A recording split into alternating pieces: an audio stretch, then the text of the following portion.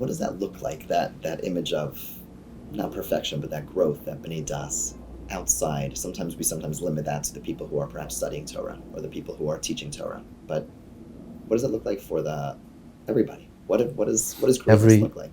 Every human being is blessed with das. It's a basic requirement of adulthood, is to be a ben das, is to be a person who has a mind, who has thought, who's able to think for themselves. We value the wisdom of Torah scholars, not just because they're able to cite a specific chapter or a specific verse to answer a particular question, which is, of course, something which is invaluable. I have a question about the kashrut of something. I have a question about any specific halachic matter.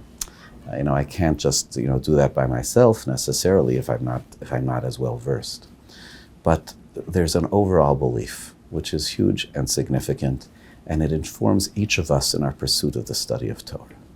And that is that Torah is God's mind. It's not just God's specific instructions, it's God's mind. Das Elokim Timtza. It's not a phrase that we make up or we turn. Oz Tov in Yiras Hashem, V'das Elokim Timtza. The wisdom of God, God's mind, you will find. When we speak to someone and we have a friendship with someone, I always say the example is Rav Yoshe Ber Soloveitchik, the Rav, used to speak about a Talmid Chacham who ascends to the level of married to the Torah. And when you're married to someone for long enough, you finish each other's sentences. You know what the other one is thinking.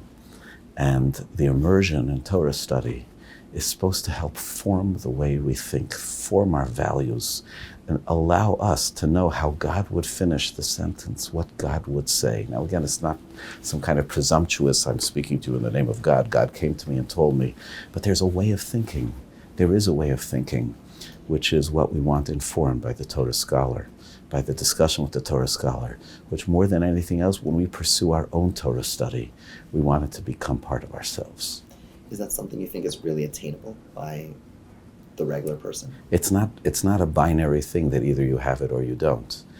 Our goal is to grow it within ourselves, to grow Torah values, Torah sensitivities, and that's absolutely attainable by anybody. Of course, mastery is also attainable by everybody. Morasha Kilas Yaakov, it's there for everybody. But we understand some may have the limitations of time and space life space to be able to do it. But it's everybody's goal to grow that within themselves. It's not just everybody's goal. It's everybody's real responsibility. It's everybody's mission. That's what it means when a human being is supposed to be in God's image. It's not that we have his nose, ears, eyes, and mouth. It's that we're like him. We're domelo. And you don't have his midos, you don't have his character traits if you don't have his way of thinking and his value system.